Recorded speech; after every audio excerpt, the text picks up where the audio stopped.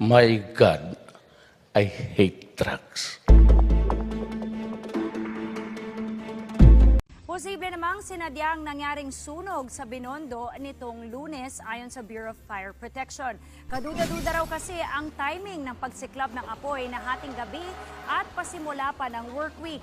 Ayon pa raw sa 4 na gwardyang naka-duty, bago ito ay may narinig silang ingay sa 7th floor ng Land Management Bureau building. Katakataka rin daw kung bakit sobrang bilis na kumalat pa ibaba ang apoy, gayong hindi naman sa kahoy kundi sa purong konkreto gawa ang kada palapag ng gusali. 22 oras na tumagal ang sunog kung saan nadamay ang 3 iba pang gusali. Kabilang na ang National Archives of the Philippines. News from the regions now. Latest water samples show most parts of the waters along the famous white beachfront of Boracay Island have fecal coliform level far below the tolerable limit. The Boracay Interagency Task Force presented the data this morning. The water samples were taken on May 26 from 18 testing sites spread throughout the 4.5-kilometer beachfront. Of 18 testing sites, only 2 have high concentration of coliform.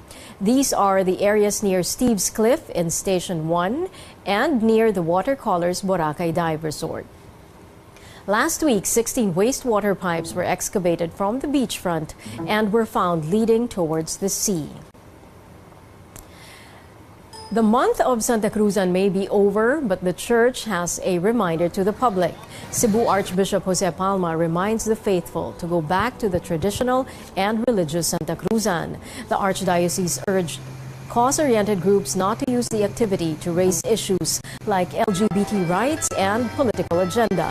The Archdiocese also urges LGBT members not to dress up as the Virgin Mary for the Santa Cruzan. This was how the Pitan City Zamboanga del Norte celebrated the event.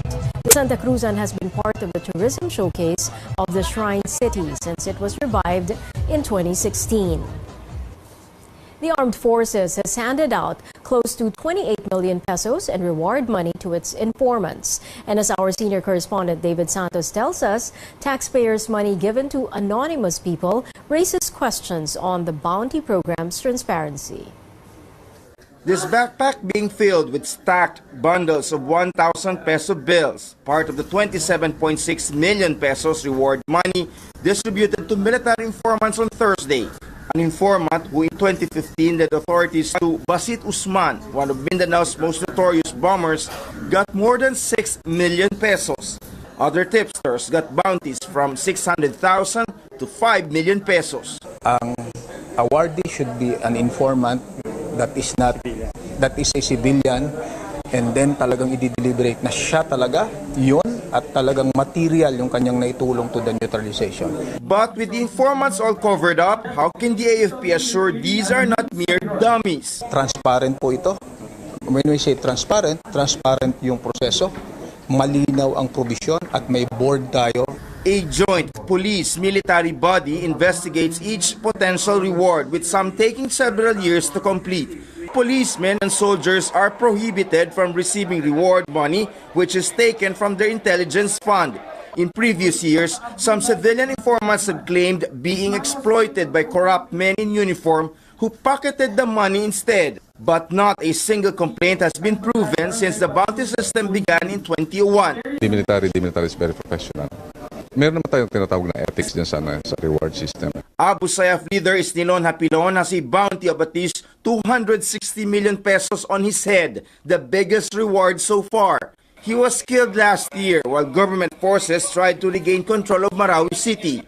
It remains unclear whether the reward will be given out since Hapilon was neutralized in a firefight with the military. David Santos, CNN Philippines.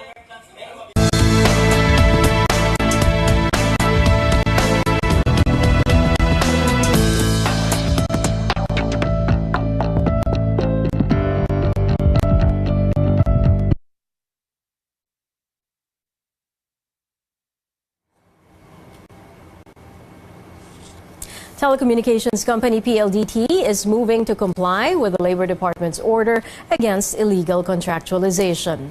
This was the scene earlier today at the PLDT office along Boni Avenue in Mandaluyong. A large group of PLDT employees gathered outside the office, taking up half of the street as they awaited processing. PLDT spokesperson Ramon Isberto says the company is putting in place a procedure to process employees covered by the labor order. He explains they need to validate the workers' identities and to fulfill other needs such as medical and physical examinations. PLDT makes it clear it is still seeking a review of the Labor Department's order. Its appeal is pending in court. Labor Secretary Silvestre Rebello earlier named PLDT as one of over 3,000 companies that allegedly practice illegal contracting. The government wants to borrow money from the public to fund its Build, Build, Build program.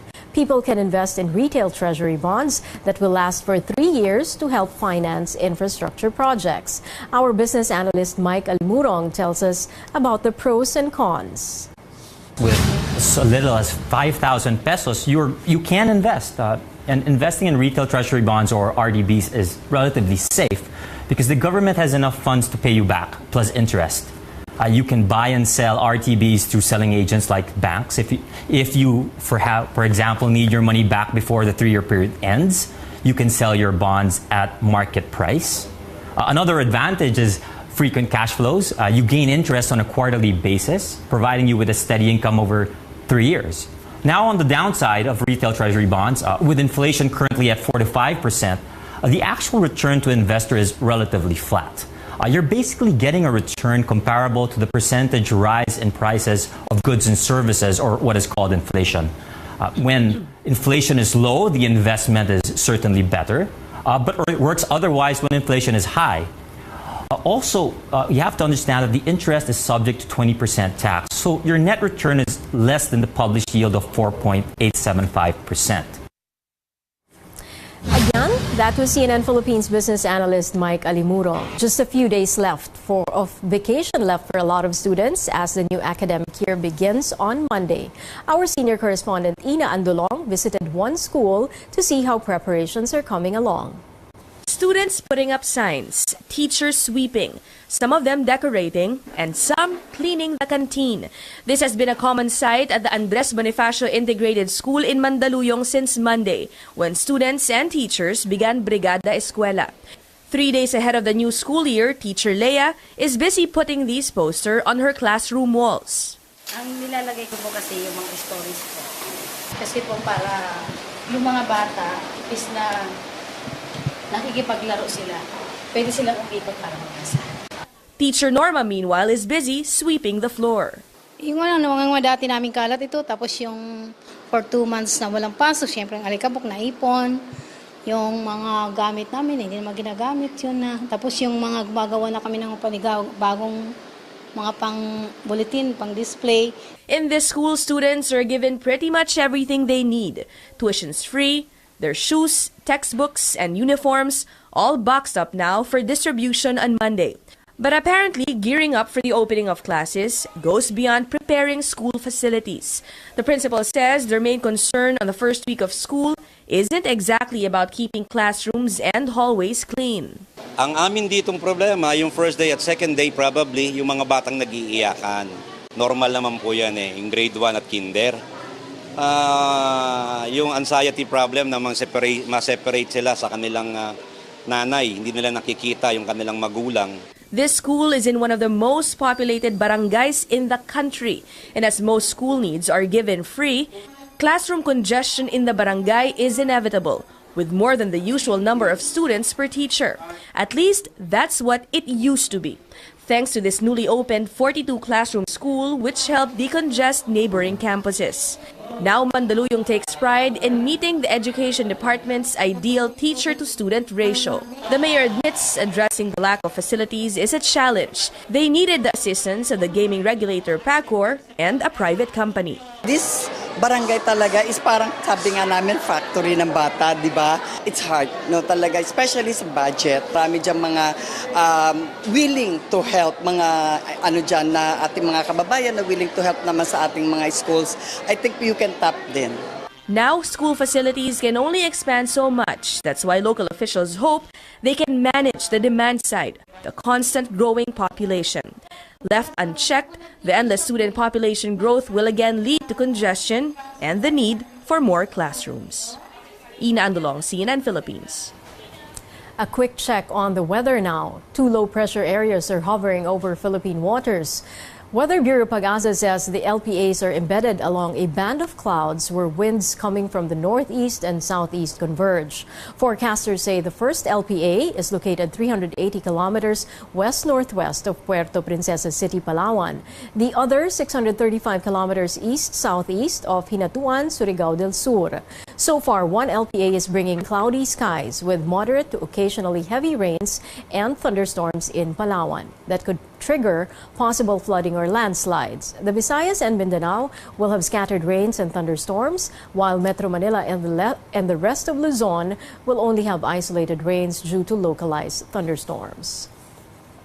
A moderate earthquake struck off a town in Zamboanga del Sur. FIVOC says the magnitude 5.4 quake hit 26 kilometers east of the coastal town of Tabina, south of the provincial capital Pagadian City. FIVOC says the tremor is tectonic in origin and was 567 kilometers deep. No aftershocks or damage is expected.